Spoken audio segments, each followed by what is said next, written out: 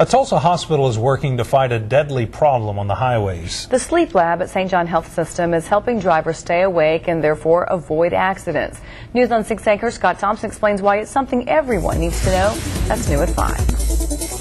This is the CPAP machine right here, and the hose is connected, and then there's a mask that fits over the patient's mouth. Stephen Gruenau's job puts people to sleep.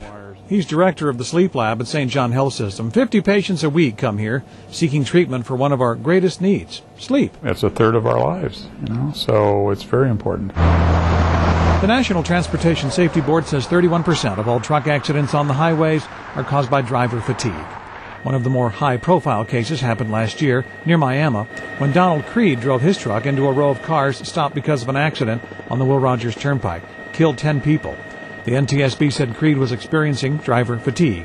He'd been on the job since 3 that morning, and the crash happened just after 1 in the afternoon, a time when Gruenau says most people become drowsy. Whether you eat lunch or you don't eat lunch at around 12 to 1 o'clock, there is a decrease in your alertness and your activity. The NTSB points out that driver fatigue doesn't just happen to older drivers. The original accident that caused the backup on the turnpike was caused when an 18-year-old driver fell asleep at the wheel.